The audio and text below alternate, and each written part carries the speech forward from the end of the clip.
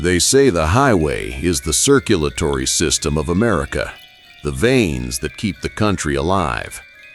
Well, I'm one of the blood cells. For 15 years, I've been a long-haul trucker.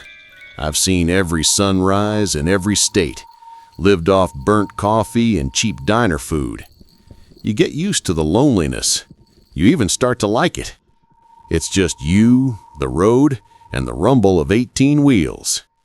But what I'm about to tell you, this is one of those stories that the road doesn't forget. It's a story about a haul I took last month, a special delivery with a very specific set of rules. I broke one of them, and now I don't think I'm alone in this cab anymore.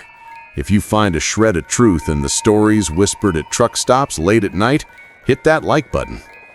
If you believe some cargo should stay lost, subscribe to the channel. And share this with anyone who thinks the only monsters on the road are the other drivers. They're wrong. The real monsters are in the freight. It all started with a phone call. I just finished a rough run from Sacramento to Phoenix, and I was dead tired, looking forward to a few days of downtime. My dispatcher, a guy named Sal, who I'd never met in person, had a different idea. The job was off the books, he said, a private client. The company was called Stygian Logistics, a name that should have been my first red flag. The pay was insane, triple my usual rate, all cash, half up front. The cargo was a single, sealed, refrigerated trailer, a reefer, we call them, to be picked up from a cold storage warehouse in the middle of the Mojave Desert and delivered to a nondescript address in rural Maine. A straight shot, coast to coast. There were only two conditions. First, I had to maintain a constant temperature inside the trailer, exactly 34 degrees Fahrenheit. Not 33, not 35, 34. And second, and he repeated this part 3 times, under no circumstances was I ever to open the trailer doors. The seal was electronically monitored, and if it was broken, the deal was off, and I'd be in a world of trouble I couldn't imagine. Just drive, keep it cold, and don't get curious, Sal had said, his voice flat and serious. The less you know, the better. The money was too good to pass up. I convinced myself it was probably bootleg pharmaceuticals or some rich guy's exotic art. I took the job. The pickup was weirder than the phone call. The warehouse wasn't a warehouse. It was a concrete bunker in the middle of nowhere. No signs, no logos. 2 men in plain black uniforms met me. They didn't speak. They just hitched the trailer, a stark white windowless box, to my rig. One of them handed me a thick envelope of cash and a burner phone. "This'll ring with the drop-off address when you cross into Maine," he grunted, before slapping a heavy magnetic lock on the trailer doors. I checked the reefer unit. It was a brand new, top-of-the-line model, humming quietly, the display glowing with a steady 34.0 degrees Fahrenheit. The first day on the road was normal, uneventful, just the endless stretch of American highway. But as night fell over the plains of Utah, I started noticing things. The hum of the reefer unit behind me, usually a constant steady drone, would sometimes change its pitch, almost like it was straining. I'd check the temp gauge in my cab and it would be flickering, drop into 33.8, then spike into 34.2 before settling back down. It was unsettling. Then came the smell. Every time I stopped for fuel, a faint coppery, almost metallic scent would hang in the air around the back of the trailer.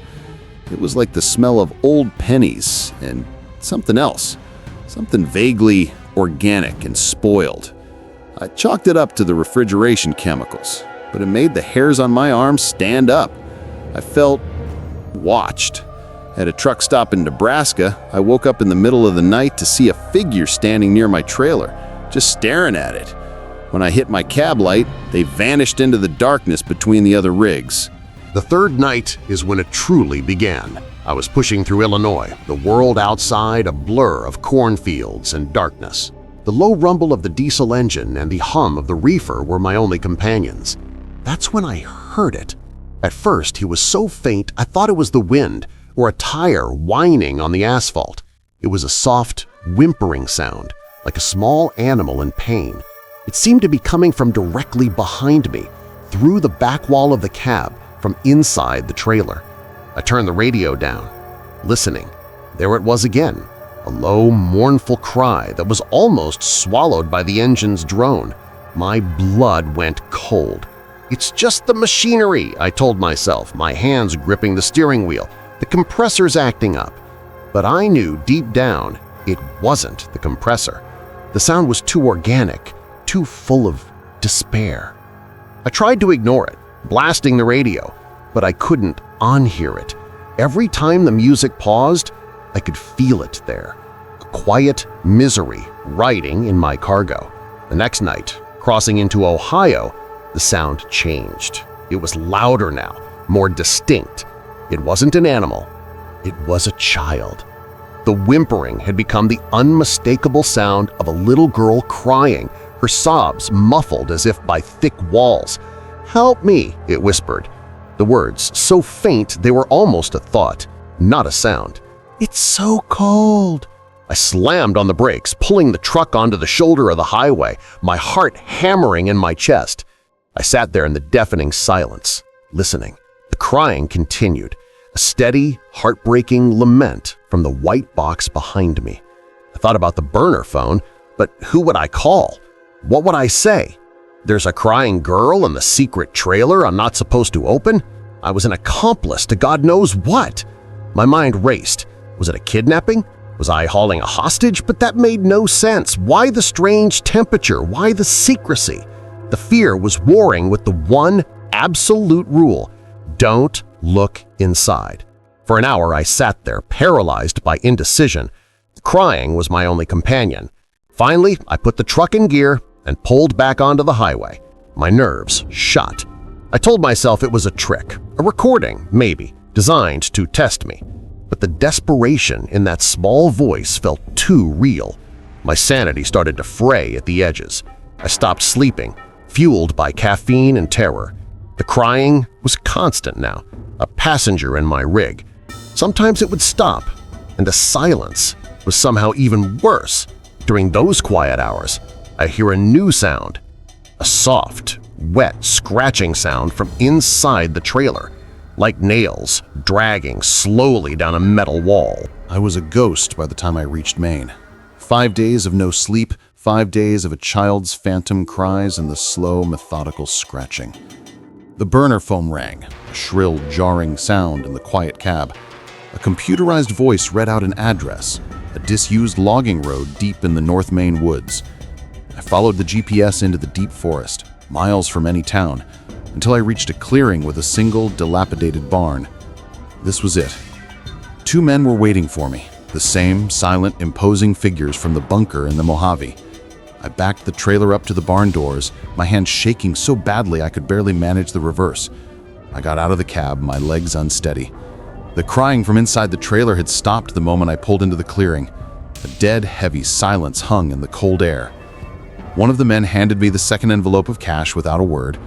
The other one inspected the seal on the trailer, nodded, and then unlocked the heavy magnetic lock. He and his partner swung open the heavy refrigerated doors. I knew I shouldn't look. Everything in me screamed to get back in my cab, take the money, and drive until I forgot this ever happened. But I couldn't stop myself. I had to know what I had been hauling for 2,000 miles. I had to see what had been crying for me. I peered past the men, into the dark, cold interior of the trailer. The source of the smell, the coppery, spoiled scent, hit me like a physical blow. The trailer was empty. Almost. In the very center of the metal floor, there was a single object. It wasn't a girl. It wasn't a person at all. It was a block of what looked like frozen raw meat, about the size of a small engine block. It was covered in frost, but I could see that it was a pale, almost translucent white, marbled with dark purplish veins that seemed to pulse faintly under the barn's dim light. And embedded in its surface, like olives in a slab of jelly, were dozens of human eyes, all different colors, blue, brown, green. They were wide open and they were all staring directly at me. As I watched, one of the blue eyes blinked, slowly, A single perfect tear welled up and trickled down the frozen surface. The men slammed the doors shut before I could scream. They gave me a look that wasn't threatening, but worse. It was a look of pity. "You looked," one of them said, his first and only words to me. "You shouldn't have done that." I took the money and I drove. I'm still driving. The job is over, but it's not gone. The reefer is gone, but the cold is still with me.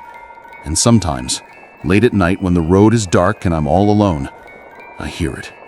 A little girl crying softly from the empty passenger seat right next to me. And I know, with a certainty that chills me to the bone, that one of those eyes hitched a ride.